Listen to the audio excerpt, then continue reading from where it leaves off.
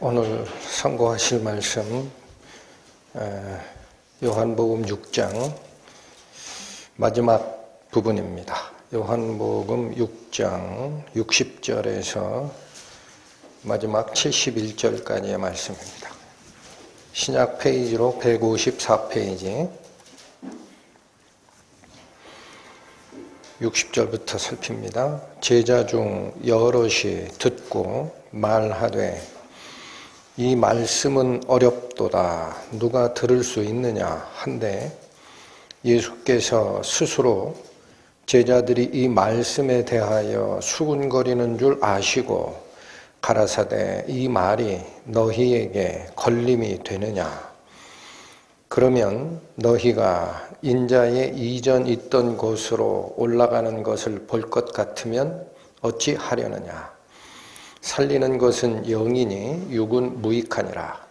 내가 너희에게 이른 말이 영이요 생명이라.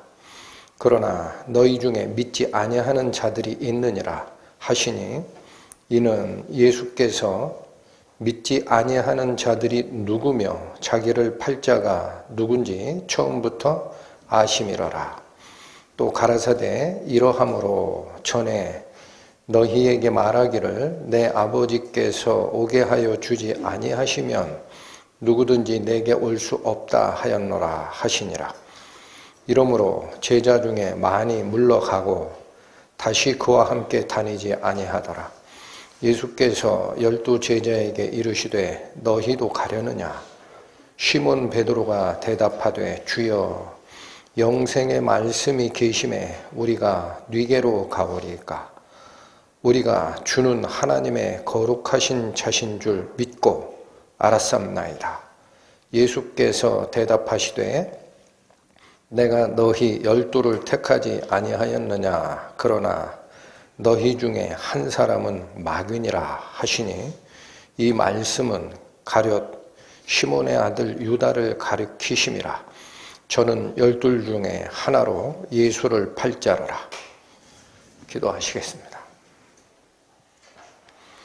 하나님 아버지, 오늘도 당신의 거룩하신 말씀 앞에 섰습니다.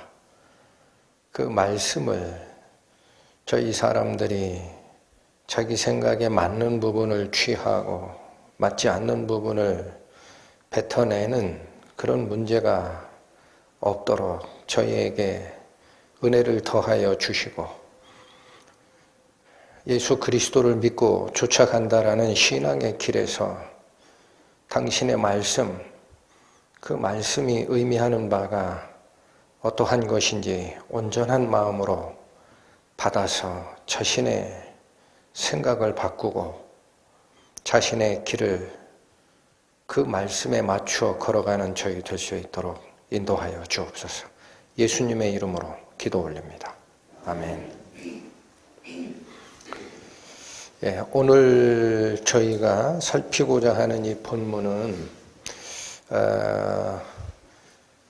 내가 곧 하늘에서 내려온 생명의 떡이라 라는 예수님의 말씀에 가버나움 회당에 있던 사람들이 반발한 그 사건에 이어지는 추가적인 사건입니다. 읽어보셨겠지만 60절에서 나머지 마지막 절까지는 누가 똑같이 반발합니까? 예수님의 제자들입니다. 여러분, 예수님의 제자들이 많은 제자들, 저 끝에까지 읽어보면 12 제자를 빼놓고 나머지 수많은 예수를 쫓아다니겠다라고 했던 그 제자들마저도 동일하게 떠납니다. 이런 일이 왜 일어날까? 그들의 마음은 어디에 묶여 있었던 것일까? 이것이 오늘 저희가 같이 배워야 하는 굉장히 중요한 가르침입니다.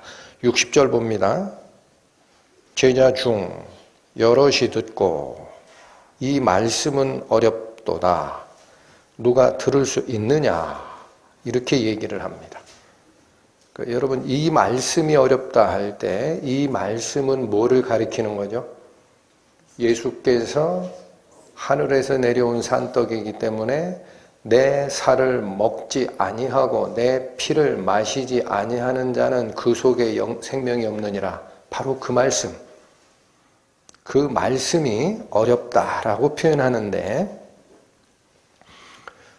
여기 우리말 번역에 어렵도다라고 번역된 이 단어 있죠. 이 헬라어 단어의 원래 뜻은 이해하기가 어렵다라는 뜻이 아닙니다. 여러분, 그런 뜻이 아닙니다. 이해하기가 어렵다라는 뜻이 아니고 거슬리고 반감을 불러일으킨다라는 단어입니다. 그러니까 제자들이 이 말씀은 정말 거슬린다라는 거예요. 그래서 이 말씀을 과연 누가 이걸 수용을 하겠느냐. 그러니까 예수님께서 61절에 그들의 마음을 다 읽으셨습니다. 예수께서 스스로 제자들이 이 말씀에 대하여 어떻게 하는 줄 아시고 수군거리는 줄을 아셨어요. 마음속을 들여다보셨어요. 여기 수군거리다라는 말은 지난주차 설명을 드렸지만 투덜거리다, 못마땅해 하다라는 뜻입니다. 그 속마음을 아시고 뭐라고 말씀을 합니까? 이 말이 너희에게 어렵느냐 그렇게 얘기 안 하시죠? 뭐라 그래요? 걸림이 되느냐. 이 말은 말씀을 먹다가 목에 걸렸다라는 거예요. 안 넘어가요 지금. 생선을 먹다가 생선 가시가 목에 걸렸듯이 그 마음을 다 아신 겁니다. 그렇다면 이들은 가버나움 회당에 있던 그 사람들과 달리 예수님께서 그들의 거부하는 반감을 확인하시고 61절에서 65절까지 친절하게 영의 세계로 하늘의 원리로 다시 설명을 해 주십니다. 제자들이기 때문에 다시 설명을 해 주세요. 근데 결국 그들은 예수께서 그렇게 쉽게 풀어준 그 설명을 듣고 이해를 했느냐? 66절. 이러므로 제자 중에 많이 물러가고 다시 그와 함께 다니지 아니하더라. 어떤 무리가 된 거죠? 영원히 예수를 떠납니다.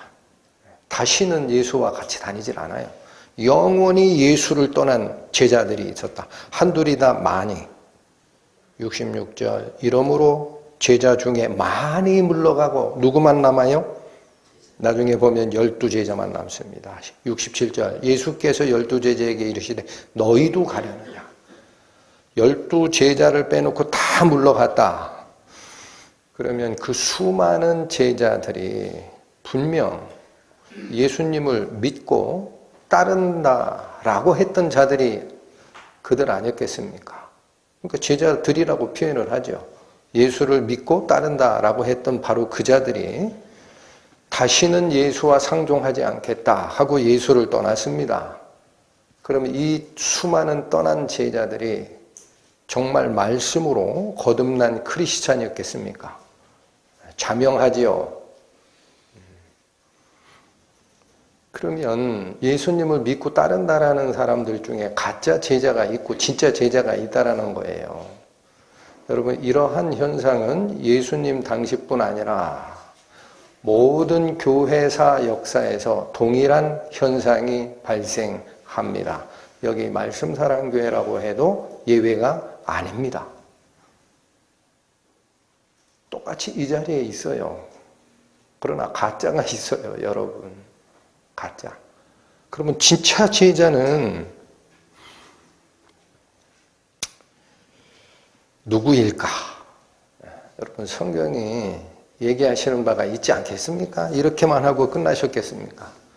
네, 여러분, 요한복음 8장 가십니다. 8장 31절 보십시오. 이건 한참 후에 다른 일이 있고 나서 이 말씀을 하시는 거죠. 31절. 그러므로 예수께서 자기를 믿은 유대인들에게 이르시되 여러분 이 표현 잘 좀 보십시오. 자기를 믿은 유대인이라고 합니다. 그럼 이 유대인들은 예수를 배척한 자입니까? 예수를 믿겠다고 쫓아다닌 자입니까? 네, 그렇습니다. 그래서 예수를 믿는다라는 말에 현혹되지 마시라는 거예요. 가짜예요.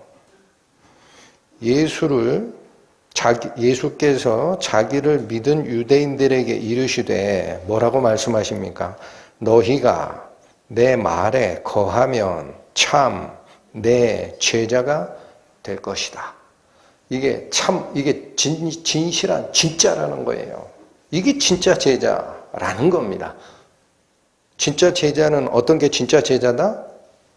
내 말 안에 거하는 자, 말을 뱉어내지 않는 자.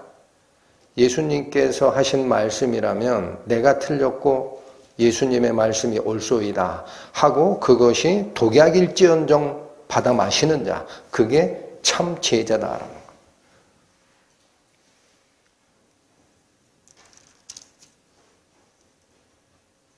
그러면 예수님의 말에 거한다라는 이 말씀이 요한복음 전체가 끌고 가는 가장 중요한 핵심 가르침입니다.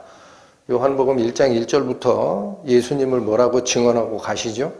태초에 말씀이 계시니라. 그럼 그 말씀 되시는 생명의 말씀 되시는 예수님을 우리는 어떻게 해야 거부하지 아니하고 쫓아갈 수 있느냐? 여러분 요즘 세대에 제가 걱정스러운 게 있어요.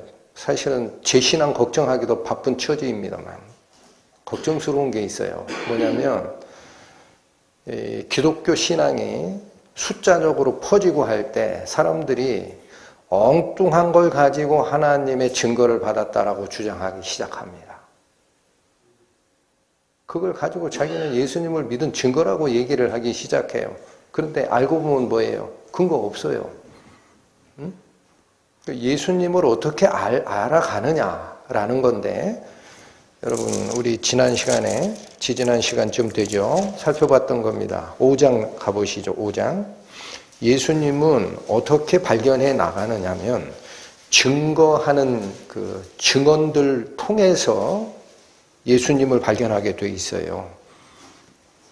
여러분 환상과 계시로 발견하는 게 아니에요. 방언과 예언 이런 걸로 발견하는 게 아니에요. 그 착각이에요. 예수님을 증언하는 게 있어요. 요한복음 5장 39절 가시죠. 너희가 성경에서 영생을 얻는 줄 생각하고 성경을 상고하거니와 이 성경이 곧 내게 대하여 증거하는 것이로다. 여러분 예수님의 본질을 정확하게 알려주기 위해서는 여기 보시죠. 구약시대가 있고 예수님이 오신 시대가 있고 지금 2000년 지나서 우리가 살고 있습니다. 그럼 그때마다 하나님의 성령께서 이게 예수야, 이게 예수야, 이게 예수야, 이게 예수야 10억 명, 20억 명한테 다 각각 알려줬으면 누구 환상이 맞습니까? 누가 맞아요? 하나님 그렇게 안 하십니다. 그렇게 하면 중구난방이 되거든. 각자 본 성령의 계시가 달라. 어떻게 하시느냐? 성경에 딱 기록을 해놓는 거죠. 여기서 얘기하는 이분이 메시아야. 그래서 39절 다시 읽으세요. 여러분 이런 말씀들 잘 기억하세요. 예수님을 증거하는 증거 매체가 39절에 너희가 성경에서 영생을 얻는 줄 생각하고 성경을 상고하거니와 이 성경이 곧 내게 대하여 증거하는 것이로다. 예수님에 대한 증언의 첫 번째 매체가 무엇이다? 성경이다. 그러면 이 성경이 이 당시 여기 말씀하신 예수님께서 말씀하신 성경은 어느 성경을 얘기합니까? 이때는 신약 성경 없어요. 구약 성경을 얘기해요. 그래서 밑으로 내려가니까 46절 보세요.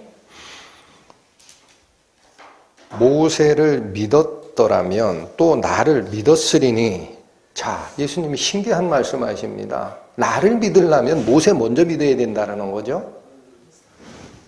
나를 믿었으리니 이는 왜 이렇게 얘기하느냐? 그가, 즉 모세가 내게 대하여 기록했기 때문이라. 모세가 기록한 글이 뭡니까? 구약이죠.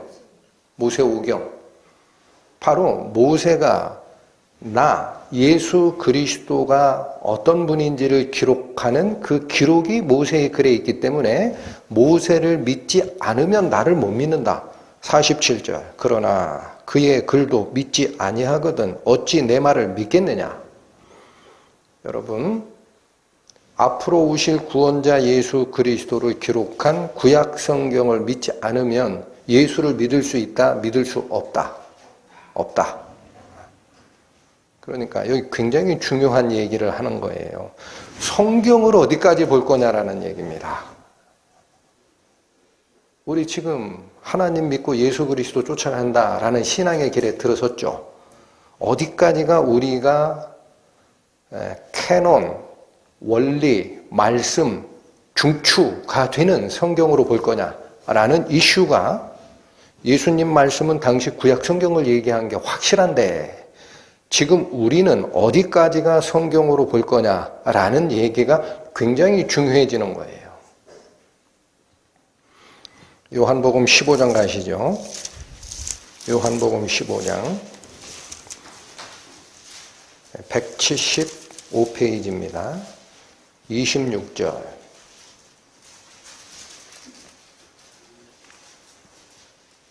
내가 아버지께로서 너희에게 보낼 보혜사 곧 아버지께로서 나오시는 진리의 성령이 오실 때에 그가 나를 증거하실 것이요. 여러분, 구약 성경 말고 여기 잘 보십시오.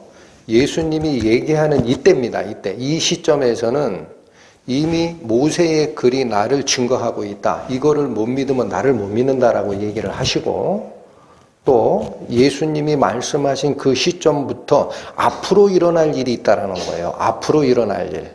그게 뭐냐? 성령이 오실 때가 있다라는 거예요. 이거 언제 오세요? 예수님 돌아가시고 승천해야 오세요. 그러니까 아직 안 일어난 거예요. 그런데 앞으로 내가 아버지께로서 너희에게 보낼 보혜사 성령을 누가 파송하신다? 예수께서. 누구 이름으로? 아버지의 권위, 성부 하나님의 권위로 성자께서 파송할 성령이 계시다라는 거예요. 그 성령이 오시면 그가 나를 증거하는 일을 할 거야. 이거 예정되어 있는 겁니다. 어렵지 않죠? 그런데 증거자가 한 부류가 더 씁니다. 그 밑에 줄을 읽어보십시오. 27절. 너희도 처음부터 나와 함께 있었으므로 증거하느니라. 예수께서 구약 성경 말고 다시 앞으로 일어날 증언자 두 파트가 있다. 하나는 성령이 오시면 가르쳐준다.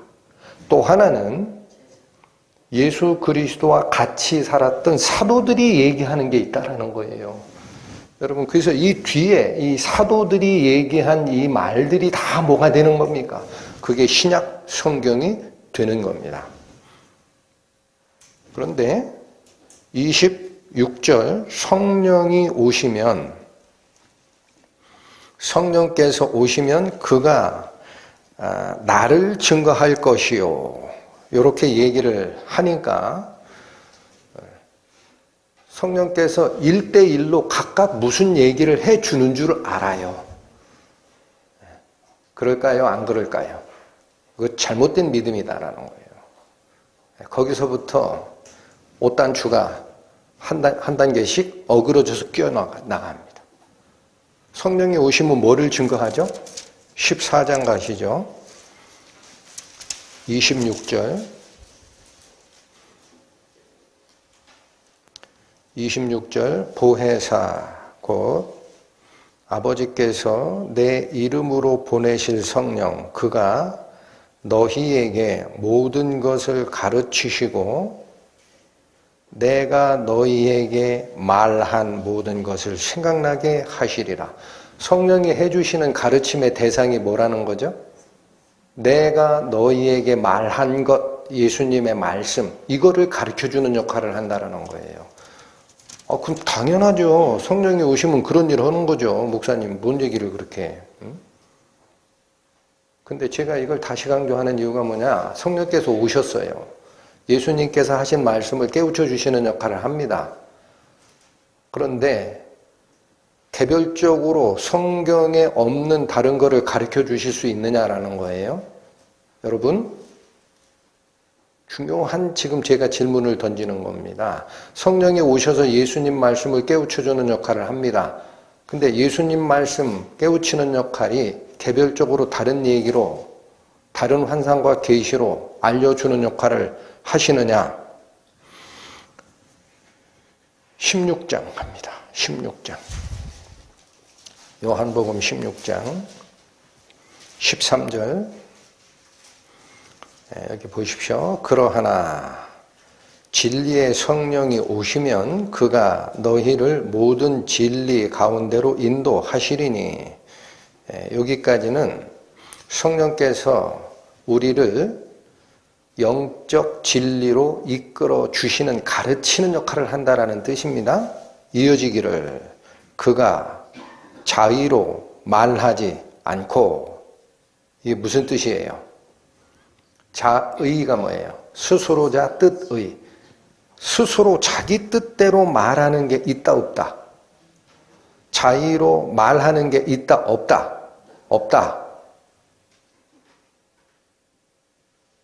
Keep in mind 하십시오. 성령이 오시면 자의로 말하지 않고, 그러면 뭘 얘기하시는 거야? 오직, 여러분, 성경에서 오직이란 말은 이것만 한다라는 뜻이에요. 오직 듣는 것을 말하시며 장래일을 너희에게 알리시리라. 성령께서 오셔서 우리를 가르쳐주는 그 메시지는 오직 뭐만 알려준다? 듣는 것만. 성령이 누구에게서 뭘 들어요? 성령이 누구에게서 이 말을 들어요? 여러분 14절 그가 내 영광을 나타내리니 내 것을 가지고 너희에게 알리겠음이니라. 성령은 성자 하나님의 말씀을 듣는 겁니다. 여기 잘 보십시오. 성부 하나님께서 성자 하나님을 지상에 파견하시고 성자 하나님으로 하여금 아버지의 뜻을 가서 전하라, 이렇게 명령을 주셨죠.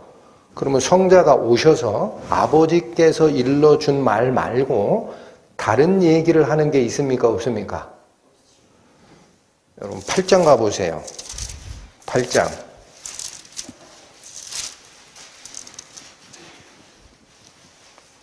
28절 보십니다.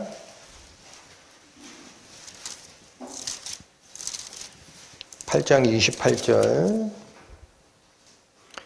이에 예수께서 가라사대 너희는 인자를 든 후에, 이 말은 예수님을 십자가에 들어 못 박은 후에라는 뜻입니다. 인자를 든 후에 내가 그인 줄 알고, 내가 하나님인 줄 알고, 그런 뜻이에요. 또 내가 스스로 아무것도 하지 아니하고 오직, 여기도 무슨 단어?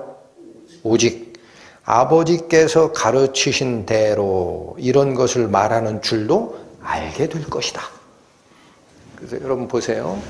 성부 하나님, 성자 하나님, 성령 하나님은 능력과 위치와 영광에 있어서 동일하십니다. 그래서 본체 하나라고 하세요. 그러나 역할에 있어서는 어때요? 성부 하나님의 뜻을 성자께서 가지고 오시되 성부 하나님이 알려준 말 말고 다른 걸 얹히는 게 없습니다. 그거를 성자의 성부에 대한 종속성이라는 거예요. 이런 위치, 이런 것을 뭐라고 해요? 위격. 위치가 가지는 격이 있다라는 거예요. 따로 있다. 그런데 방금 15장에서 읽었던 말씀은 뭐냐면 성령께서 오신다라는 거예요. 그럼 이 성령도 자기 뜻대로 말하는 게 없다 그래요. 그럼 뭘 가지고 알려주느냐? 오직 내 것을 가지고 너희에게 나타낼 것이며 내가 하는 말을 듣고 그 말을 풀이하는 역할을 할 것이다. 성령 하나님은 어디 밑에 있어요? 성자 하나님을 드러내는 역할만 합니다. 그래서 이걸 성부 하나님, 성자 하나님, 성령 하나님 간의 위격의 차이이면서 일치성이라고 합니다. 일치성, 다른 얘기를 안 해요. 이해하시겠죠? 앞으로 성령의 계시를, 개별적 계시를 받았다고 하면은요, 이상하다라고 보셔야 돼요. 그 계시 거의 다 가짜입니다. 거의 다 가짜예요. 그 직통 계시하고 신사도 운동이라고 하고 그런 얘기들을 하면은 정통 교단에서 이상하다, 주의하라, 저 사람들 이단성이 있다라고 경고하는 이유가 어디를 벗어나면 감정적, 영적 계시를 받았다고 하더라도 성령의 계시가 아니다라고 보는 거예요. 기록된 예수 그리스도의 말씀을 벗어나면 아니다라는 거예요. 그래서 제가 지금 성경이 도대체 어디일까? 이 주제를 가지고 말씀을 꺼냈는데 아까 요한복음 제가 이건 다시 읽어드리겠습니다. 15장 26, 27절에 보면 앞으로 일어날 증거자가 둘이 있다라는 얘기예요. 26절 내 아버지께로서 너희에게 보낼 보혜사 곧 아버지께로서 나오시는 진리의 성령이 오실 때에 그가 나를 증거할 것이라. 그 다음 27절 너희도 처음부터 나와 함께 있었으므로 증거자가 된다. 이 원리가 동일하게 사도행전 5장에 사도들로부터도 선포가 됐었습니다. 이건 제가 읽어드릴게요. 사도행전 5장 30절에도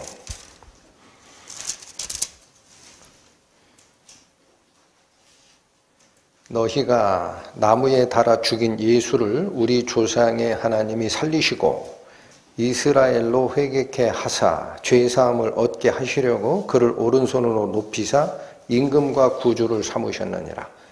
여기까지는 예수의 죽음이 의미하는 바를 즉 복음을 선포한 거죠. 이어지는 32절에 우리는 이 일의 증인이요. 이 말을 하던 사도들이 곧 예수의 죽음과 관련된 증인이다라는 얘기예요. 그리고 하나님이 자기를 순종하는 사람들에게 주신 성령도 그러하니라. 그러니까 신약 시대의 증인으로서는 두 부류가 있는 거예요. 사도들이 증인을 쓰고 요 증인을 이 진리를 깨우쳐주는 역할을 하기 위해서 자기를 순종하는 사람들에게 주신 성령, 구원받은 자에게 심어주는 성령께서도 이걸 증언하게 돼 있다라는 거예요. 그러니까 신약의 증언은 사도들의 말, 예수 그리스도의 말씀을 전하는 사도들의 글과 그 글을 읽을 때에 성령이 오시면 자의로 말한다. 내 말만 가지고 알려준다. 성령이 오시면 자의로 말한다. 예수님의 말만 가지고 알려준다. 기억하세요. 사도들이 기록한 성경, 구약에 기록된 성경 이 둘을 개인이 읽을 때 성령의 도우심으로 그 뜻을 풀어주는 거지 1대1로 계시를 주고 야, 그 뜻이 아니야. 저기 저 플로리다 앞바다에서 올라오는 토네이도 있잖아. 네가 기도하면 그 절로 가게 할 수 있다. 그런 일 하시는 성령 아니라니. 엉뚱한데 마음 쏟지 마라. 그래서 여러분 12사도의 대표자가 베드로죠. 베드로께서도 바로 이 비슷한 거의 똑같은 증언을 합니다. 베드로 후서 보십니다. 베드로 후서 3장 신약 384페이지 베드로 후서 3장 1, 2절을 보시면 사랑하는 자들아 내가 이제 이 둘째 편지를 너희에게 쓰노니 이 둘로 이 얘기는 뭐냐면 첫째 편지인 베드로 전서랑 둘째 편지인 베드로 후서 이 두 가지를 가지고 그런 뜻이에요. 이 둘로 너희 진실한 마음을 일깨워 생각하게 하고 싶다라는 거예요. 너희가 잘못 생각하는 게 있을 수 있을 것 같아서 다시 리마인드 시켜주겠다. 리마인드. 다시 생각나게 해주겠다. 2절 곧. 자, 뭘 내가 너희에게 생각나게 해주고 싶은 건지 아냐? 곧 이거야. 거룩한 선지자의 예언의 말씀. 이게 뭡니까? 구약성경. 또 주 되신 구주께서, 이건 예수님을 나타내는 말이죠. 예수께서 너희 사도들로 말미암아 명하신 것. 이게 뭡니까? 그게 신약이죠. 이것을 기억하게 하려 하노라. 다른 데 신경 쓰지 마라. 다른 데 신경 쓰지 마라. 하나님이 그 많은 여러분 모세 시대에 창세기부터 기록이 돼서 예수님의 사도 제자들에 의해서 성경 기록이 끝날 때까지 1500년이라는 기간이 걸려요. 왜 이렇게 길게 가십니까? 왜?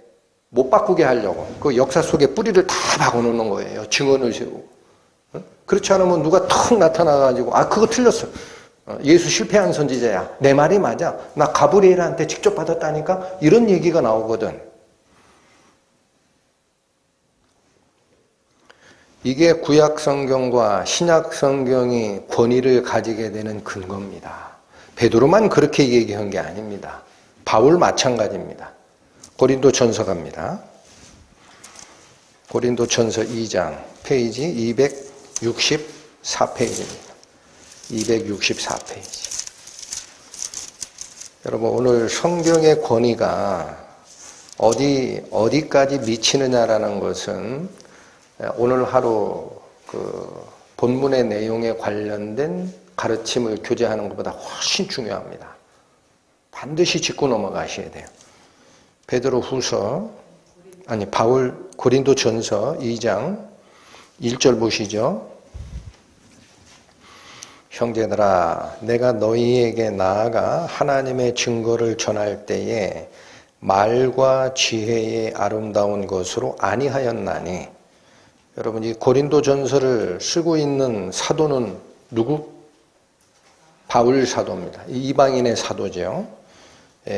그 이방인의 사도로 이 편지를 쓰는 바울이 뭐라고 하느냐면, 내가 너희에게 나아가 하나님의 증거를 전할 때, 즉 복음을 전할 때에 말과 지혜의 아름다운 것으로 복음을 전한 적이 없다라는 얘기입니다. 그렇게 아니하였나니. 4절 가보세요.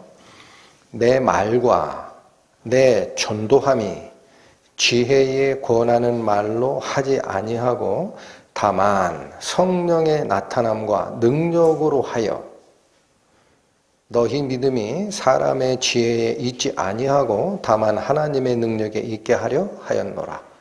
여러분, 바울이 복음을 전할 때 사람의 지혜의 말로 했다, 성령의 나타남으로만 했다. 왜 그렇게 했다? 그래야만 너희 믿음이 사람의 지혜에 뿌리를 내리는 게 아니라 하나님의 말씀의 능력 안에서 뿌리를 받게 되기 때문이다. 10절. 오직 하나님이 성령으로 이것을 우리에게 보이셨으니.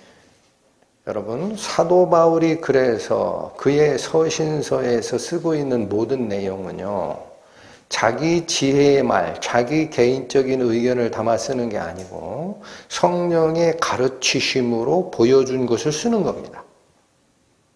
10절 다시 보시죠. 오직 하나님이 성령으로 이것을 우리에게 보이셨으니 성령은 모든 것, 곧 하나님의 깊은 것이라도 통달하시느니라.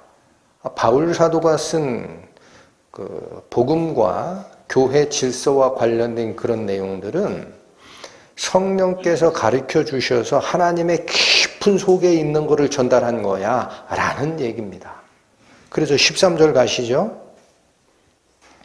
우리가 이것을 말하거니와 사람의 지혜에 가르친 말로 아니하고.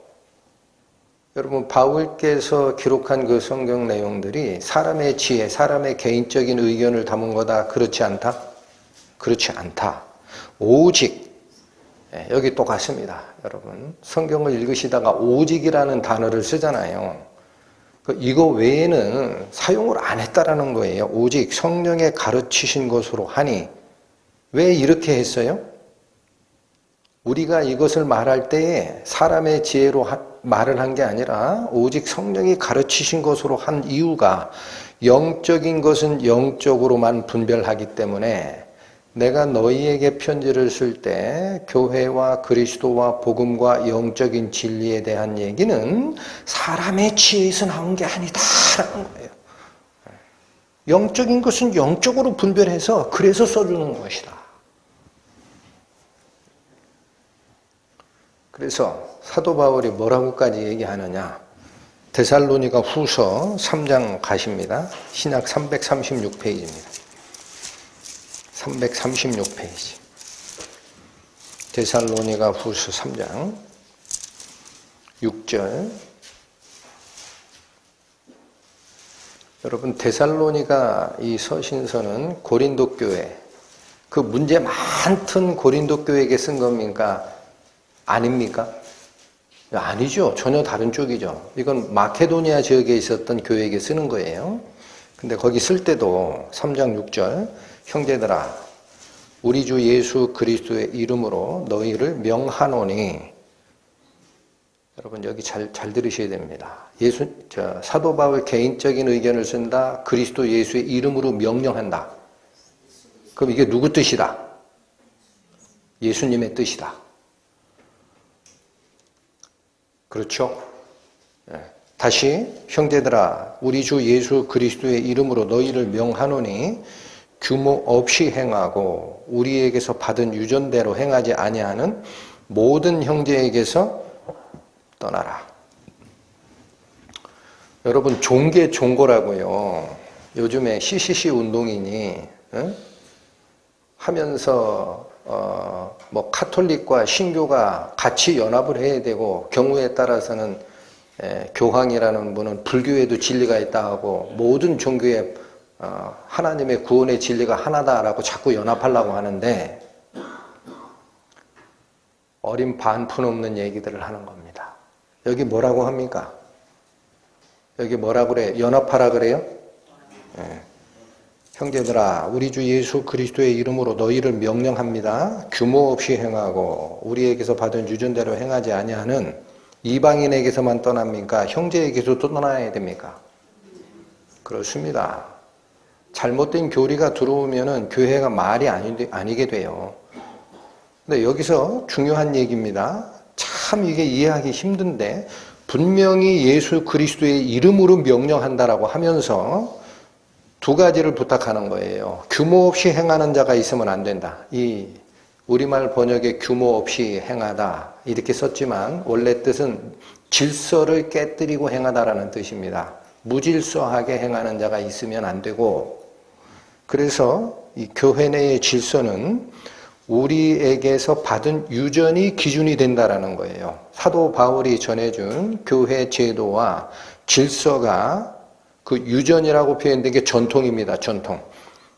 유대인의 전통을 얘기하는 게 아니에요. 랍비의 전통을 얘기하는 게 아니에요. 뭐라고 돼 있어요? 우리에게서 받은 유전이 있다. 그렇죠? 우리 바울 일행에게서 서신서로 받은 교회의 원리와 질서, 이게 그들의 전통 유전입니다. 아니 그럼 그 바울의 전통이지 왜 그리스도 예수의 이름으로 명합니까? 이분 월권 행사하는 거 아닙니까? 걱정하지 마시라니까요.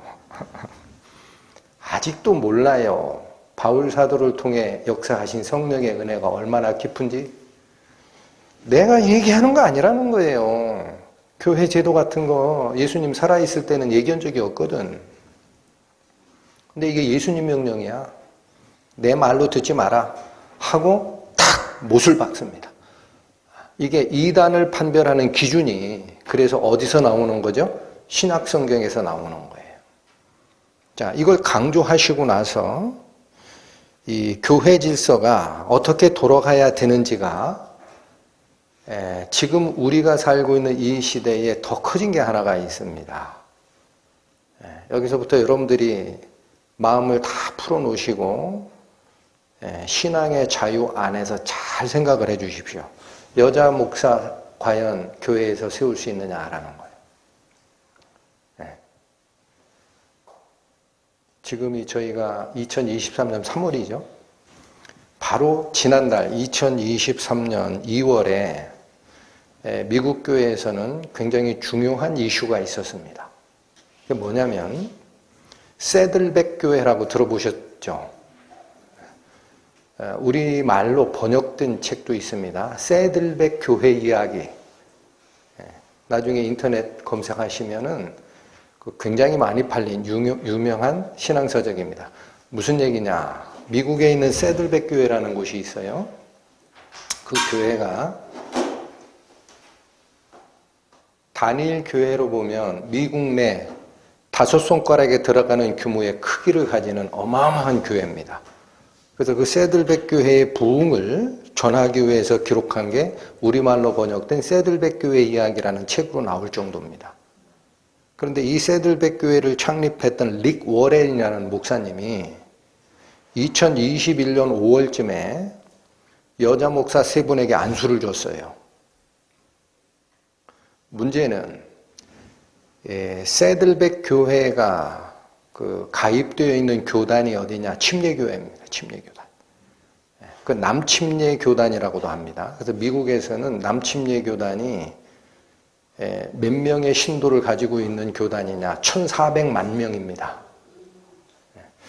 우리나라 지금 장로교 통합 측의 규모로 보면은 6배예요. 미국은 장로교가 소수입니다. 거긴 침례교가 정통이고 침례교 중에서도 가장 성경에 기반해서 가르침을 준다라는 게 남침례회입니다. 근데 그 남침례 교단에 속해 있는데 여기서는 여자 목사 안수를 못 주게 돼 있어요. 정관에. 근데 이걸 어긴 거예요. 릭 워렌이라는 목사님이 2021년 5월에 여자 목사 3분에게 안수를 줬어요. 이게 남침례 교단에서 굉장히 큰 이슈가 된 겁니다. 그래서 1년 반 동안 혼자 못하니까 교단 내에 있는 신학자들 다 동원해가지고 자격심사위원회를 1년 반 동안 심사를 합니다. 여자 목사 안수 주는 게 성경적으로 자격이 맞느냐. 다 뒤져요. 전 세계적인 학자들이 다 거기 참여합니다. 하고 나서 의견서를 집행위원회에 전달했고 그 집행위원회가 바로 지난달 2023년 2월에 릭 워렌 목사를 포함해서 여자 목사님들이 심우하는 4개 교회 남침례 교단에서 제명 처리합니다. 왜 이런 일이 일어날까? 여러분 이런 사례를 드니까 이제 느낌이 확 오죠? 이게 신앙의 싸움이에요. 우리나라 실정을 잠깐 설명을 드리면 가장 전통적인 신앙을 고수한다라고 하는 장로교 합동 쪽, 장로교 합동, 관심 없는 분은 잘 또 몰라요. 얘기해봐야. 우리나라는 장로교가 가장 큰 교단들이니까. 장로교 합동 쪽, 장로교 교신, 고신, 장로교 대신 이런 쪽은 여자 목사 안수 못 줍니다. 장로교 통합만 지금 여자 목사 안수를 허락했어요. 그래서 여러분 충신대라고 아시죠? 충신대. 충신대학교가 장로교 합동예하 신학대학이에요. 그래서 신학생으로는 여자를 다 받아요. 그러나 장로교 합동 쪽에서는 여자 목사 안수를 못 받습니다. 그들이. 왜 그러냐? 그거 아직도 고수해요. 이건 성경적이지 않다. 자, 이쯤 되면 이게 왜 이렇게 큰 문제가 되는지 이제 느낌이 오시죠? 요즘에 그 충신대 여학생회에서 성명서 발표하고 그래요. 우리 충신대 교단인 장로교 합동, 구석기 시대, 쓸데없는 거 가지고 여자 목사 안 준다고. 다 줘라! 데모하고 있어요, 지금. 그게 얼마 아니에요. 2000년, 작년 중간쯤에 있었어요. 충신대 여학생회가 들고 일어나는 게. 그래도 안 줍니다. 그러면 이게 뭘까라는 거죠. 여러분, 교회 질서를 설명하는 신학성경은 바울서신밖에 없습니다. 잘 기억하세요. 여기 한번 보시죠. 고린도전서 가보세요. 고린도전서 11장 276페이지.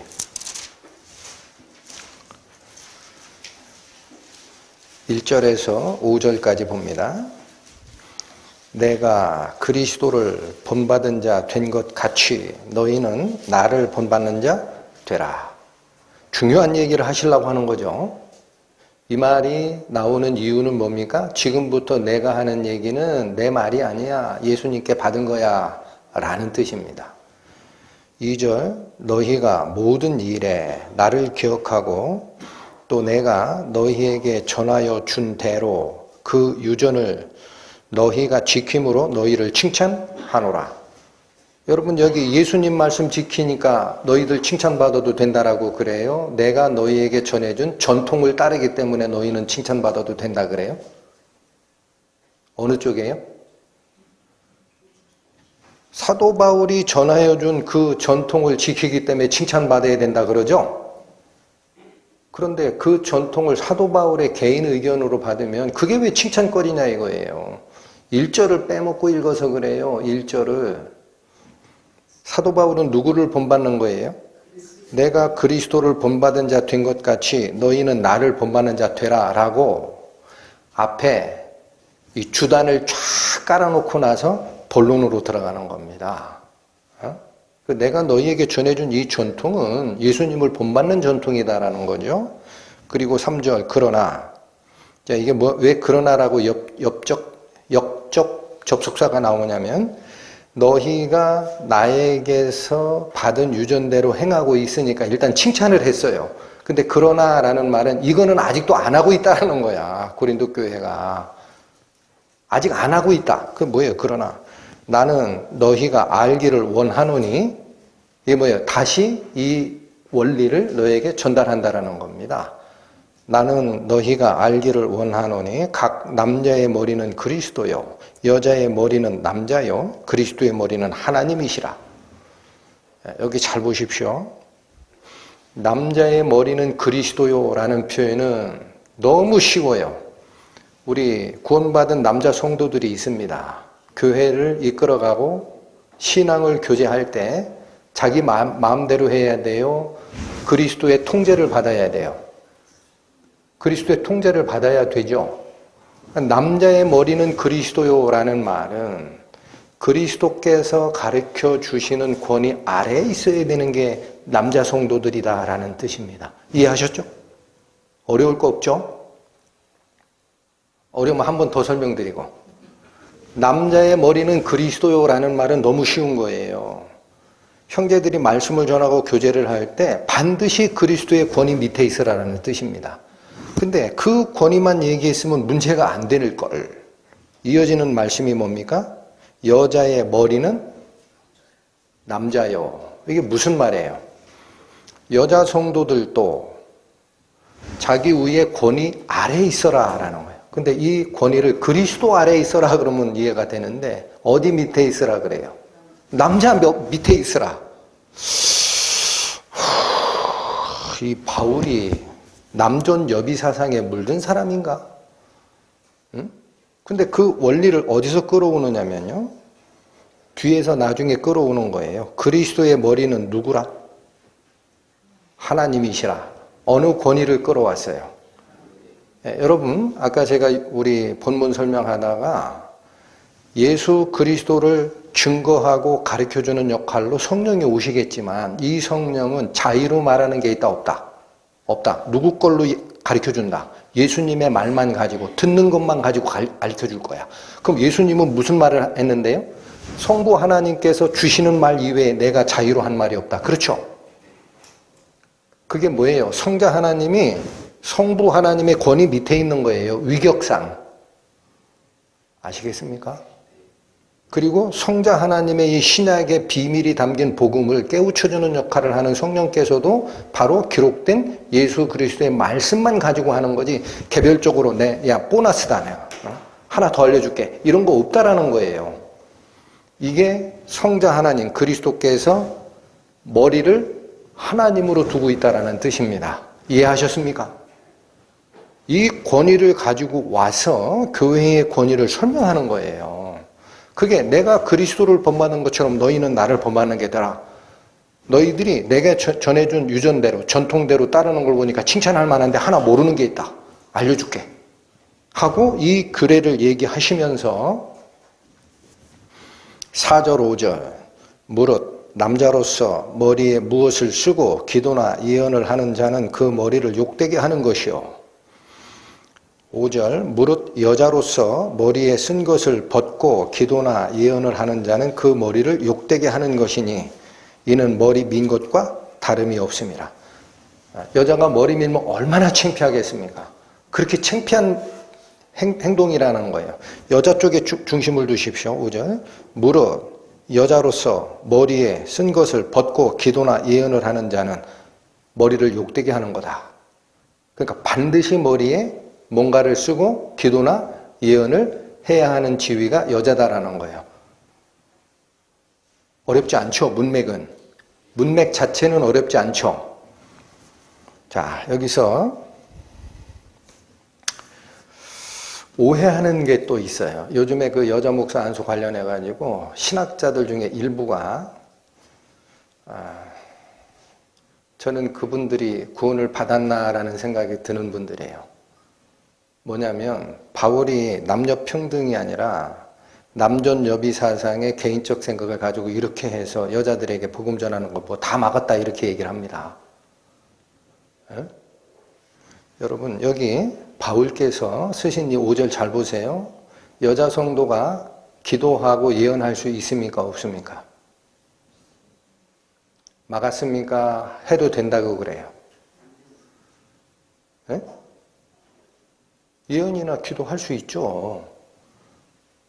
자, 다시 4절 5절을 합쳐서 보면은요, 예언하고 기도하는 일은 남자도 되고 여자도 돼 그런 얘기예요. 그렇죠. 어디 여기 막았어요.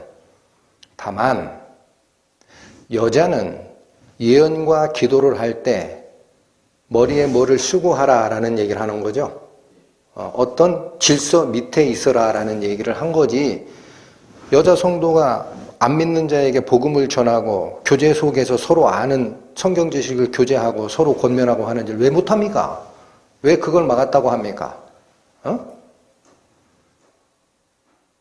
한글도 이해 못하는 신학자가 있는 것 같아. 자기 주장을 끌어다 붙이려니까 그렇게 뒤집어 씌우는 거예요. 바울이 다 막았다. 막긴 뭘 막아요. 다 열어놨지. 여기서 금하는 것은 딱 하나입니다. 남자 성도도 기도할 수 있고 예언한다라는 건 뭐냐? 성경 말씀을 대신 전하는 대언을 얘기하는 거예요. 할 수 있어요. 여자 성도도 기도할 수 있고 복음 전할 수 있어요. 아시겠죠? 신학자 말을 믿지 마시라고. 거짓말쟁이가 많아. 중요한 것은 하되 여자는 머리에 뭘 쓰고 꼭 하라라는 거죠. 이게 무슨 뜻이에요? 머리에 뭐를 쓰라는 게 무슨 뜻이야 그러면? 10절 가세요.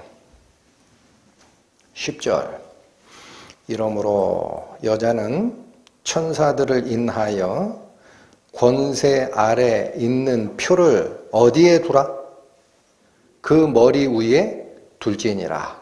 이 말씀의 뜻이 뭐냐면 천사들이 지금 교회 안에 보고 있으니까 천사들이 내려다 보고 있으니까 여자들이 어떤 권위 밑에 있다라는 표시를 꼭 하라라는 얘기입니다.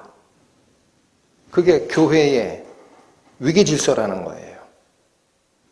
규모 없이 행하고 우리에게서 받은 유전대로 행하지 아니하는 모든 형제에게서 떠나라. 제일 중요한 교회의 질서를 얘기할 때 왜 여자는 신앙생활 과정에 권세 아래 있다라는 것을 결코 잊지 마라 라고 얘기할까 하고 봤더니 그 바로 위입니다. 7절부터 9절을 보세요. 10절이 나오게 된 이유입니다. 7절부터 9절 남자는 하나님의 형상과 영광이니 그 머리에 마땅히 쓰지 않거니와 여자는 남자의 영광이니라. 자, 처음에 하나님이 아담을 창조할 때 남자와 여자로 창조했어요? 아담 혼자서 창조받았어요. 그때 하나님의 영광으로 창조했다고 해요. 그래서 이 남자가 창조될 때의 창조 질서상 하나님의 영광을 본받아 창조했듯이 여자가 남자의 갈비뼈에서 취하여서 하나님이 만들 때에도 여자의 영광은 남자인이라는 게 뭐냐? 남자의 형상을 본받은 존재라는 거예요. 하나님의 형상을 본받아 남자를 창조하셨듯이 거기서 갈비뼈 하나를 취하여 만든 여자는 남자의 형상을 본받는 것이다. 이게 창조 질서의 우선 순서입니다. 그래서 8절 남자가 여자에게서 난 것이 아니요 여자가 남자에게서 났으니 더 설명 안 드려도 되죠. 아담의 갈비뼈를 뽑아서 여자를 만드는 과정을 설명한 겁니다. 그 다음 9절 또 남자가 여자를 위하여 지음을 받지 아니하고 여자가 남자를 위하여 지음을 받은 것이니 이것도 창조 질서예요. 뭐라고 해서 여자를 만드셨죠? 창세기 하나님이 아담이 독처하는 것을 보니 좋지 못하여 내가 그를 위하여 돕는 배필을 지으리라 하고 아담을 깊이 잠들게 하시고 갈비뼈 하나를 취하여 여자를 만드시니 이렇게 되어 있습니다. 그래서 여자가 만들어지는 원리는 남자를 돕기 위해서 만든 존재다라는 얘기를 한 겁니다. 무슨 질서를 가지고 온 겁니까? 한마디로 교회 안의 위계 질서를 설명하면서 바울이 얘기하는 거는 자기 생각이 아니에요. 창세기에 하나님이 만드시던 창조 질서를 가지고 오란 얘기예요. 그걸 누가 보고 있다? 천사들이 보고 있다. 10절 다시 보세요. 이러므로 이러한 창조 질서가 있었기 때문에 그런 뜻입니다. 이러므로 여자는 천사들 때문에 인하여가 그거예요. 천사들 때문이라도 권세 아래에 있다라는 표를 머리에 꼭 둬야 된다라는 거예요. 어디에서? 기도와 예언을 하는 교회 안에서. 기도와 예언을 하는 교회 안에서. 아시겠죠? 그러니까 이거를 고린도 교회가 몰랐다라는 거예요. 내가 너희에게 전하여 준 유전대로 지키는 것을 내가 칭찬을 하는데 그러나 하나 아직 모르는 게 있다. 교회 질서상 이 위계 질서를 너희가 모르는구나. 꼭 이걸 따르라. 여러분 천사들을 인하여라는 게 무슨 뜻일까요? 천사가 우리와 무슨 관계가 있다고? 여기 천사 없는데 여기 천사 있어요 없어요? 여기 천사 있어요 없어요? 사람 눈엔 안 보이죠? 여기 천사 계세요. 이곳이 바로 영적인 교제가 일어나는 교회입니다. 세상이 아니고 이 속에 천사가 배석하십니다. 이 천사라는 존재는요. 성경적으로 보면 시내산에서 율법을 수여할 때 누구 통해서 전달했다라고 해요? 천사에게서 받아서 전했다라는 거예요. 하나님 편에서는 천사와 대동하여 시내산에 오셨습니다. 하늘의 그 규례, 율법을 천사를 통해서 넘겨줬고 받아내야 하는 땅에 있는 인간들은 전체가 가면 죽어요. 그래서 중개자 누구를 통해 받아요? 모세를 통해. 이게 율법이 전달되는 과정이고 천사는 그걸로 끝나는 역할을 끝내는 게 아니에요. 여러분 구약 성경에 보면 속죄가 일어날 때 언약궤 위에 뚜껑에 양쪽에 그룹 천사 둘을 새겨서 금으로 새겨서 이렇게 모양을 만들게 하죠. 그리고 시선을 어디를 바라보게 합니까? 속죄소 중앙을 보게 합니다. 그게 무슨 뜻이에요? 대제사장이 1년에 한 번 그 지성소의 속죄소에다가 피를 뿌릴 때 그 피를 바라보는 거예요. 이게 뭐냐면 속죄가 제대로 이루어졌는지 증인으로 누가 쓴다? 천사가 쓰는 겁니다. 그래서 여러분 지상에서 일어나는 제사규례는 그 모형이 대신했지만 실제 영의 세계, 하늘의 세계에서는 어린 양 그리스도의 피가 모든 걸 이겼느니라 라고 선언을 누가 하느냐? 천사가 하는 거예요. 계시록 5장 갑니다. 요한계시록 5장 보시죠.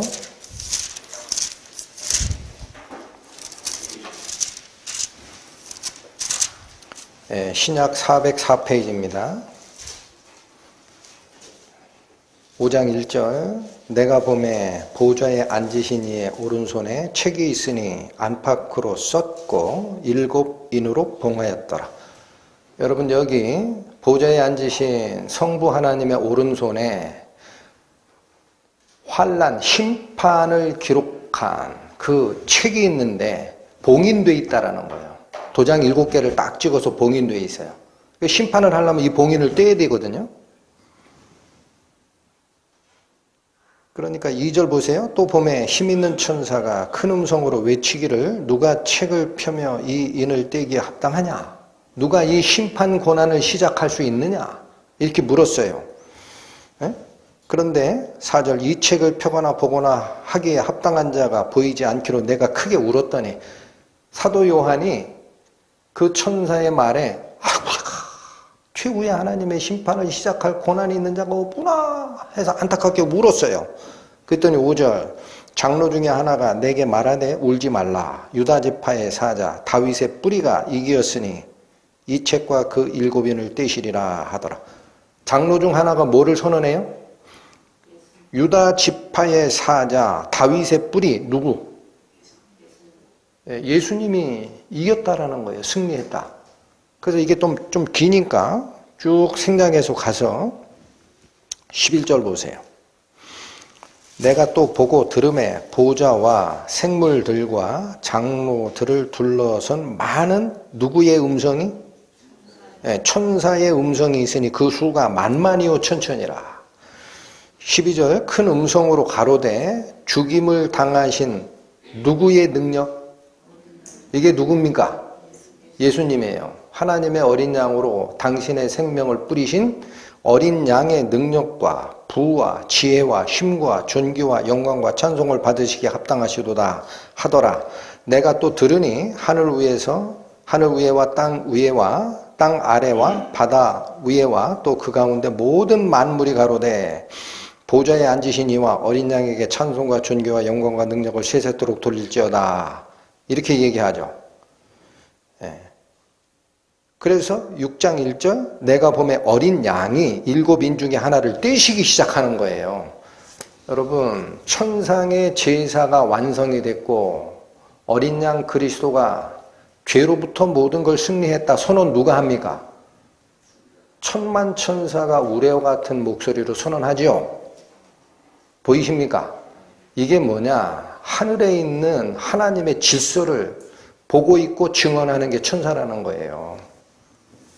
그래서 바울이 고린도전서 11장의 교회 질서를 얘기할 때 10절에 이러므로 여자는 천사들을 인하여 권세 아래에 있는 표를 두라라는 얘기는 사람의 남자 여자의 능력 차별, 남녀 불평등, 평등 이걸 가지고 얘기한 게 아니다라는 겁니다. 뭘 가지고 내려왔어요? 천상의 질서상 그래야 된다. 천상의 질서상 그래야 된다. 이게 그냥 받아들여질까요? 고린도전서 11장 13절에 이렇게 얘기합니다. 너희는 스스로 판단하라. 여자가 쓰지 않고 하나님께 기도하는 게 마땅하냐? 이 말이 무슨 뜻? 여자가 신앙생활을 할 때 교회에서 권위 아래 있어라라는 이 말이 마땅하게 들리느냐, 이상하다라고 느끼느냐, 이거 질문을 던졌죠. 그리고 나서 16절, 변론하려는 태도를 가진 자가 있을지라도, 이 변론 지금 일어났어요. 미국에서 일어났고 우리나라에 지금 시끌벅적합니다. 여자 목사 안수 주는 게 맞냐 아니냐. 변론하려는 태도를 가진 자가 있을지라도 우리에게나 하나님의 교회에는 이런 규례가 없느니라. 여러분 이 말씀 잘 들으십시오. 우리에게나 라는 것은 그 당시 바울이 지도하던 바울 초대교회 시대를 얘기하는 거예요. 하나님의 교회, 일부 교회, 모든 교회. 이건 어디를 얘기합니까? 지금 2000년 지나서 하나님의 교회가 이 땅에 있죠. 그 교회에서 이 규례가 바뀐다 안 바뀐다? 바울의 의미, 우리에게나 하나님의 모든 교회에 이런 규례가 있다 없다? 없다. 무슨 규례? 13절 여자가 머리 위에 뭐를 쓰지 않고 기도해도 된다라는 그 규례, 변론하고 싶은 사람 많을 거다. 그러나 우리에게도 이런 규례는 없고 앞으로 존재할 하나님의 모든 교회에도 이런 규례는 있다 없다? 없다. 그런데 왜 신학자들이 남녀 평등의 논리를 가지고 노예 제도도 있었고 유대 전통에 의하면 여자는 성전에 못 들어가니까 남녀 불평등이 있었던 시대에 바울이 한 얘기를 가지고 지금도 여자 목사 안수 주지 말라고 하느냐, 그거 잘못됐다라고 얘기를 하느냐 이거예요, 여러분. 바울이 남녀 불평등을 얘기한 적이 없습니다.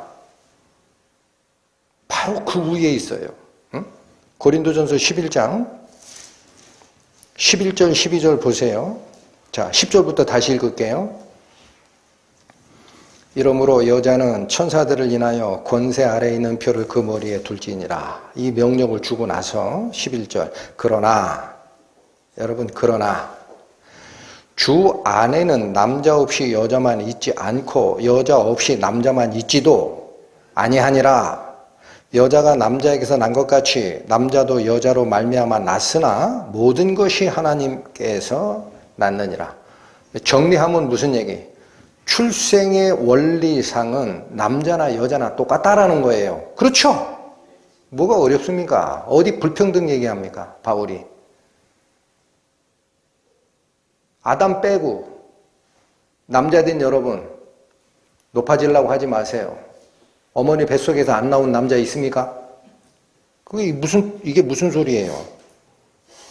여자가 남자에게서 난 것 같이 하와가 아담의 갈빗대에서 지음을 받은 것처럼 남자도 여자애로 말미암아 났으니 아담 빼고 나머지 모든 남자 어머니 뱃속에서 나왔어요. 맞죠? 그럼 뭐 출생 과정에 위아래가 어디 있느냐라는 거예요. 사도 바울이 하는 말을 못 알아듣는 거예요. 신학자들이. 무슨 남녀 평등 불평등 얘기하는 겁니까 이게. 출생만 남자 여자 구분하지 말아라고 얘기했나요? 영적으로는 차별이 있습니까 그러면? 갈라디아서 3장 306페이지 가십니다. 갈라디아서 3장 28절 너희는 유대인이나 헬라인이나 이건 무슨 구별이었죠? 유대인이냐 이방인이냐 또 종이나 자유자냐 이게 뭐예요? 종이나 자유인이나 여러분 바울이 당연히 로마 시대에서 복음을 전했습니다. 그 시대에는 노예가 전 인구의 3분의 1쯤 됐던 시대예요. 그렇다고 해서 노예와 자유인을 차별했느냐? 여기 아니잖아요. 유대인이나 헬라인이나 종이나 자주자나 또 나옵니다. 남자나 여자나 없이 그리스도 예수 안에서 하나이니라. 어디 영적으로 차별이 있다고 그랬어요 바울이? 네? 그 쓸데없는 거 가지고 자꾸 연구하는 신학자들이요. 잘 들으시라고. 어디 바울이 노예 시대에 있던 그 근성을 가지고 얘기한 적이 있으며 출생에 남녀 차별이 있다고 얘기한 적이 있으며 영적으로 차별이 있다고 얘기한 적이 있습니까?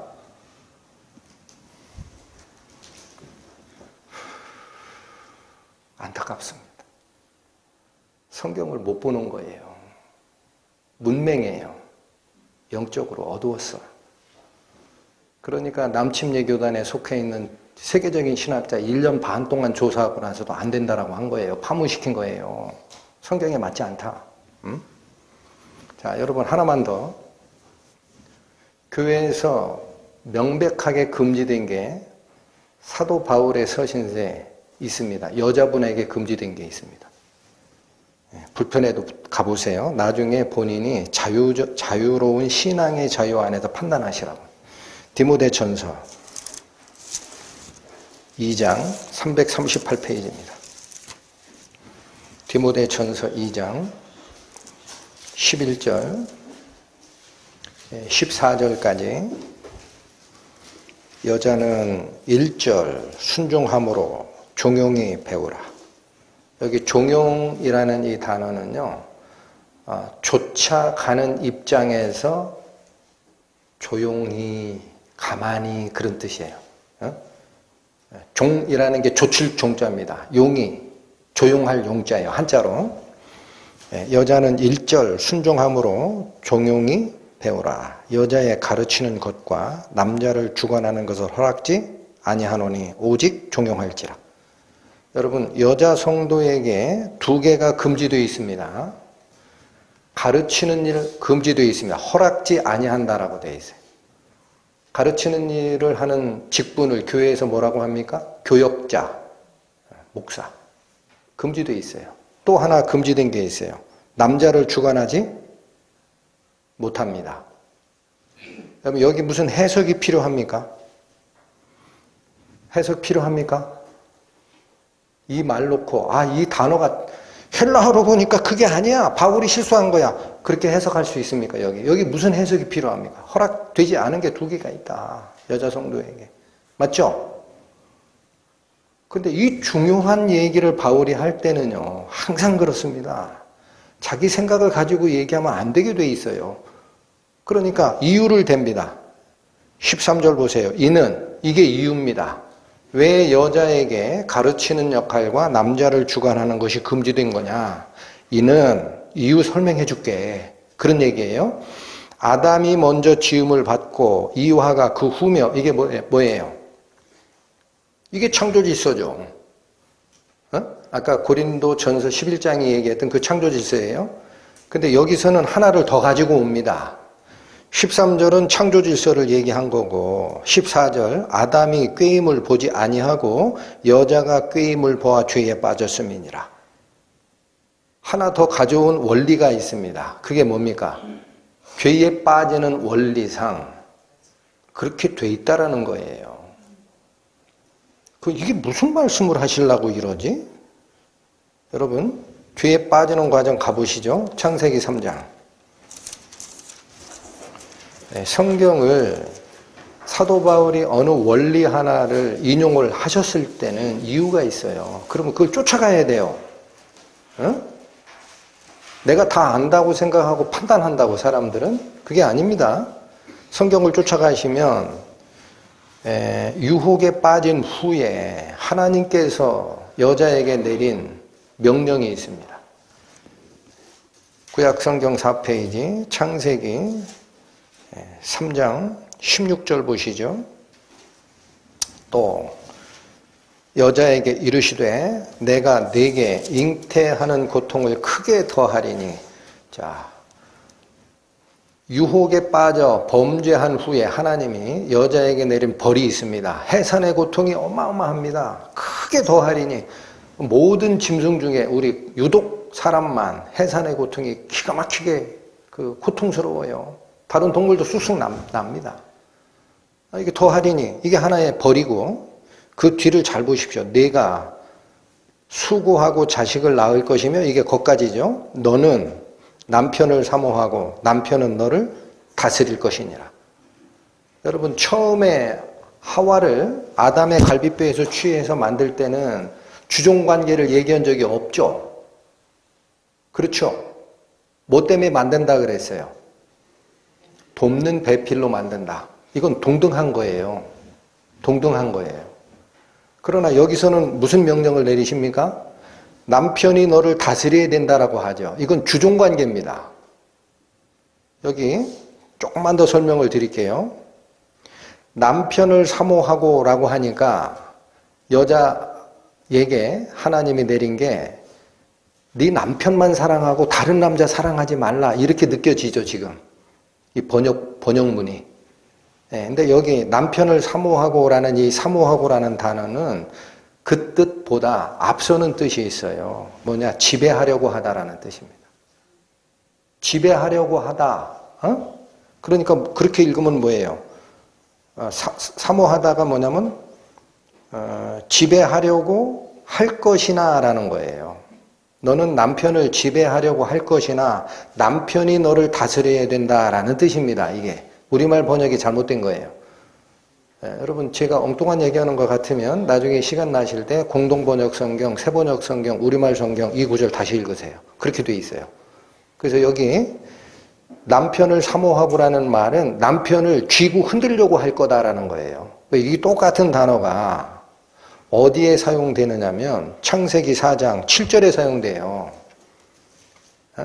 혼돈이 될 것 같으면 거길 따라가는 겁니다. 7절 가보면 4장 7절 이렇게 돼 있죠. 내가 선을 행하면 어찌 낯을 들지 못하겠느냐. 이 가인에게 주는 하나님의 경고죠. 자기 동생 아벨을 쳐 죽인 가인에게 주는 하나님의 경고입니다. 내가 선을 행하면 어찌 낫을 들지 못하겠느냐. 선을 행치 아니하면 죄가 문 앞에 엎드리느니라. 이 뜻이 뭐예요? 죄 속에 빠지면 네가 집에서 나가고 들어갈 때 그 앞에 죄가 있을 정도야. 죄가 거기 왜 엎드려 있어요? 왜 엎드려 있어요? 출입하는 자 올가매려고. 그 뒤에 죄의 소원은 내게 있으나 너는 죄를 다스릴지니라. 이 명령 주죠. 이때 앞에 죄의 소원이 내게 있으나 라는 이 소원이 3장 16절에 남편을 사모하고 라는 그 단어입니다. 근데 여기도 죄의 소원이 있으나라고 번역하니까 뜻이 안 나오죠. 이게 무슨 뜻이냐면 죄가 너를 지배하려고 할 것이다 라는 거예요.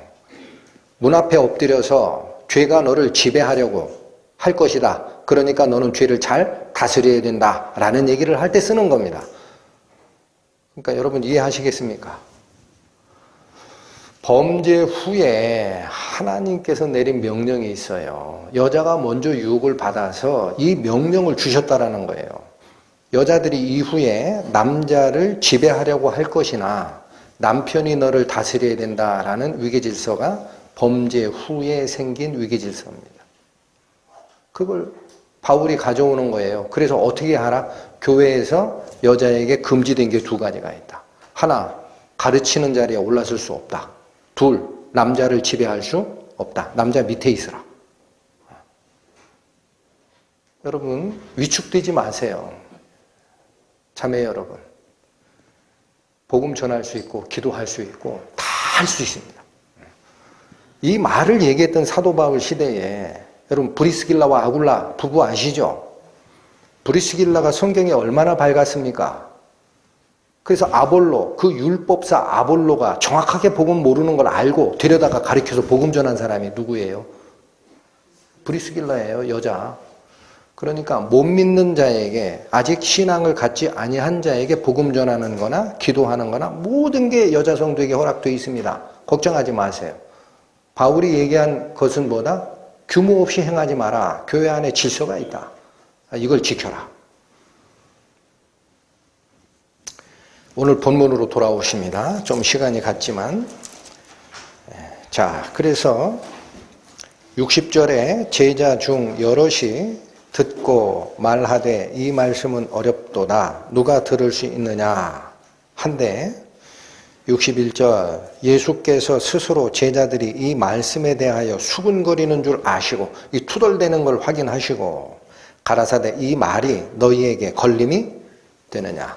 이들은 내 살을 먹고 내 피를 마시지 아니하면 너희 안에 생명이 없느니라 라는 이 말이 먹다가 말씀을 먹다가 목구멍에 탁 걸린 거예요. 생선 먹다 가시가 걸리듯이 도저히 삼킬 수 없는 거야. 어찌 이런 말을 해? 그러니까 예수님이 뭐라고 그래요? 목에 걸렸다 지금. 이 말씀을 먹다 걸렸다. 62절 그렇다면이라는 거예요. 그렇다면 너희가 인자의 이전 있던 곳으로 올라가는 것을 볼 것 같으면 어찌하려느냐. 예수님이 여기가 참 해석해내기가 좀 쉽지 않은 구절인데 자, 너희가 지금 그 말, 내 살을 먹고 내 피를 먹는 자만 그 안에 생명을 가지게 된다 라는 이 말을 먹다가 목에 걸렸지 그런 얘기예요. 너 걸렸구나. 그럼 내가 다른 얘기를 하나 해줄까? 하고 한 얘기가 뭐예요? 인자가 이전에 있던 곳으로 올라가는 것을 볼 것 같으면 여러분 성경 말씀을 뒤집어 파는 것 같은데 뭐 이해해 주십시오. 62절에 어찌하려느냐라는 말은 헬라어 원문에 없어요. 의역한 거예요. 그냥 이렇게 물은 거예요. 이 말이 너희에게 목에 걸렸느냐? 그렇다면 니들이 내가 옛날에 있던 곳으로 올라가는 것을 본다고 해도 이렇게 끝낸 겁니다. 어찌하려느냐는 해석이에요. 예수님이 한 번 더 가르쳐 준 거예요. 야, 자, 이거 표현을 이렇게 할게요. 니네들 그 말 먹다가 걸렸잖아. 내 살을 먹고 내 피를 마시지 않으면 영생이 없다. 그 말이 여기 딱 걸렸지? 내가 그 가시 빼줄게.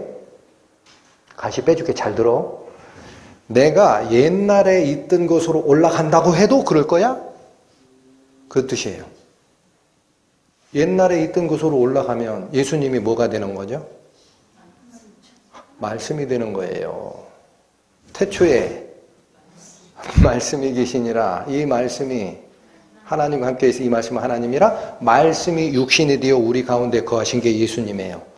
그러니까 예수님께서 밥 먹는 얘기로 하다 보니까 내 살을 먹고 내 피를 마셔라라고 했는데 이게 걸렸잖아.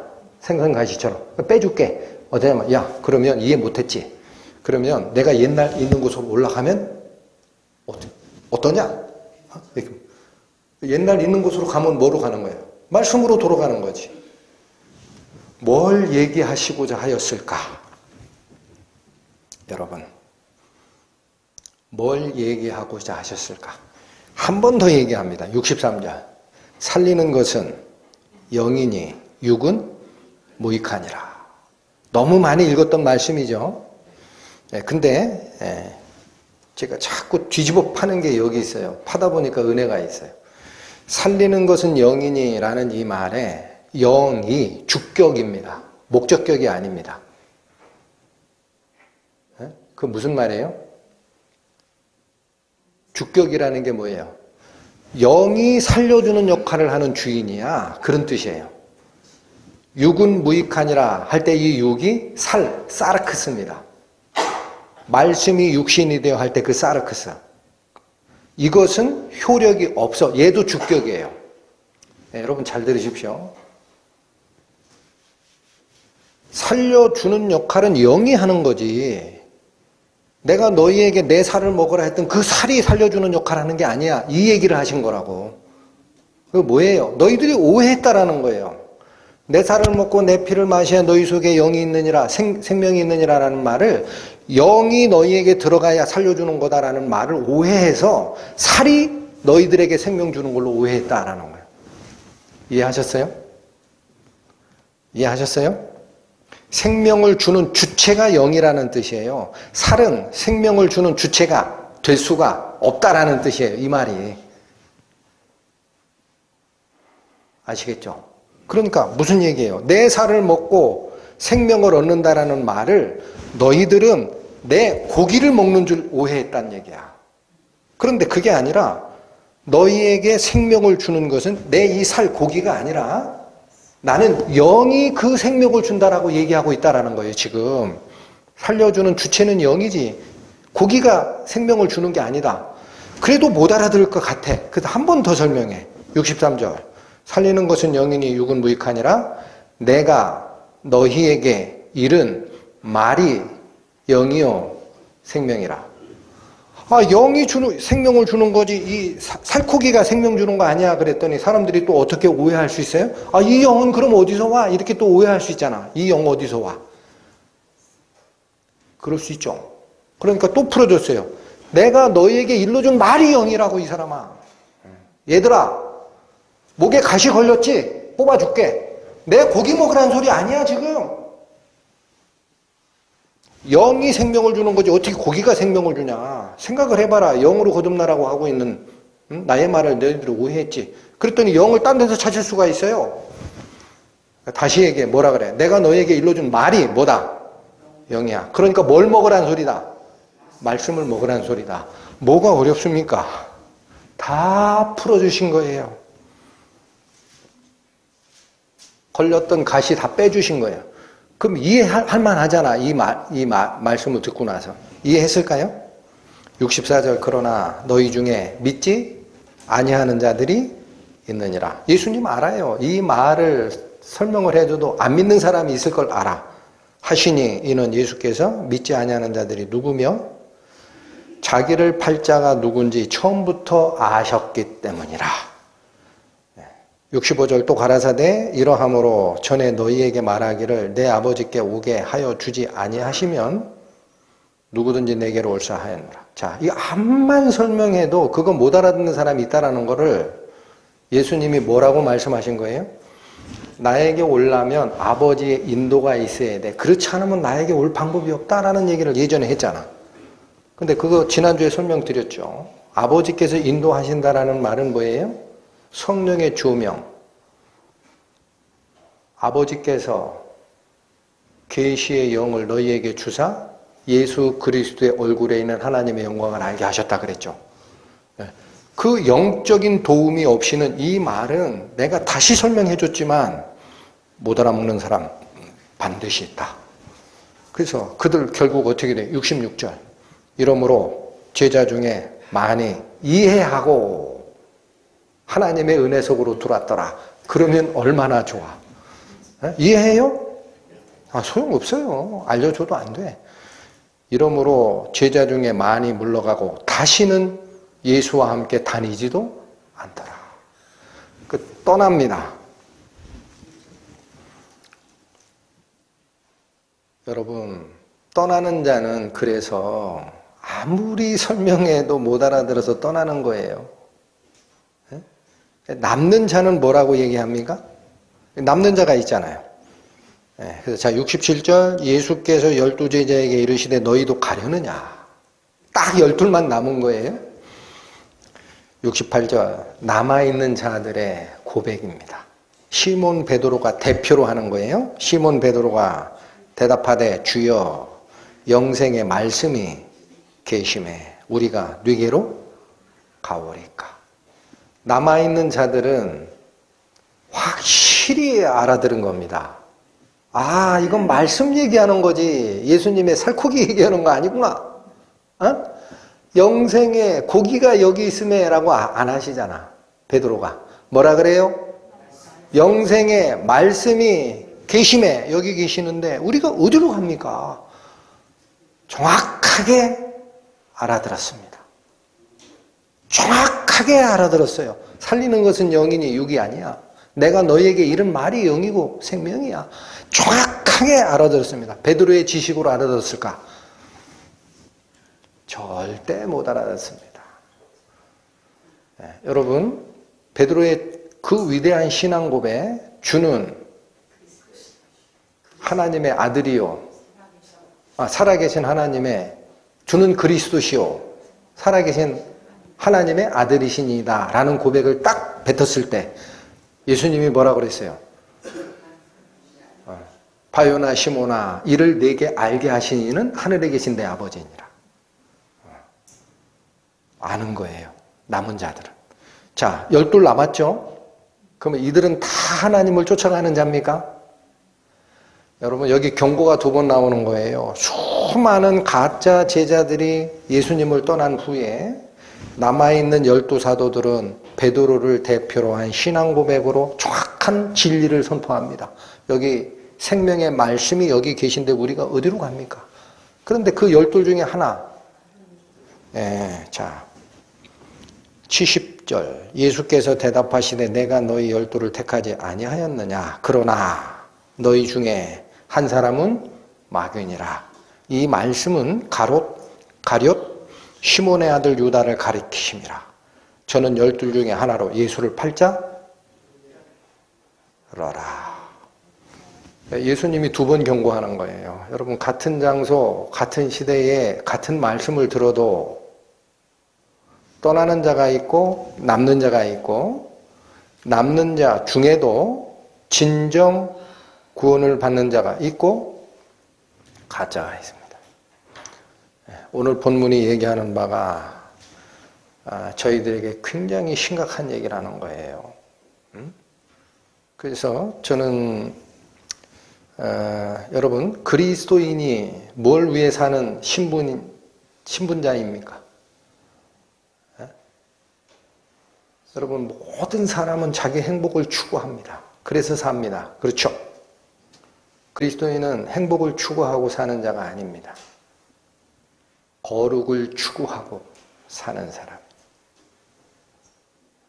이걸 꼭 마음에 새겨두세요. 자기 행복을 추구하다 보면 말씀 일부 버립니다. 걸리는데 먹으려고 했더니 가시가 걸리는데 어떻게 넘겨요? 여러분 예수께서 내 생명을 위해 돌아가셨으면 예수께서 나를 위해 내 생명 내놓을래? 하면 내놓을까요? 안 내놓을까요? 저는 가끔 그런 기도 자리에서 그런 양심의 소리를 들을 때가 있어요. 하나님 드리겠습니다. 제 생명 필요하시면 취하소서. 무슨 행복을 위해서 쫓아갑니까? 그건 세상이나 구하는 거지. 하나님을 쫓아가는 자는 행복 추구자가 아닙니다. 무엇을 추구합니까? 거룩, 구별됨, 말씀. 우리 말씀사랑교회 성도 여러분뿐만 아니라 이 설교를 온라인에서 듣고 있는 모든 영혼에게 오늘 선포된 이 말씀이 온전하게 마음에 안착되고 씨가 발화가 돼서 열매 맺는 삶 살아가는 여러분 됐으면 합니다. 기도합니다. 하나님 아버지 감사합니다. 당신께서 설명한 내 살을 먹고 내 피를 마시라 라는 뜻이 결국 말씀으로 계셨던 예수 그리스도의 말씀을 내 마음밭에 온전히 심으라 라는 뜻임을 오늘 분명하게 알아들었습니다. 저희가 신앙생활을 함에 있어서도 하나님께서 저희를 교훈하시고자 하시는 그 가르침마다 목에 넘기는 가시가 되지 않게 하여 주시고 오직 우리의 생명을 다 들여서라도 하나님의 말씀 가슴으로 받고 변화되는 성도로서 살기를 원하오니 저희 손을 잡아 인도하여 주옵소서. 예수님의 이름으로 기도 올립니다. 아멘.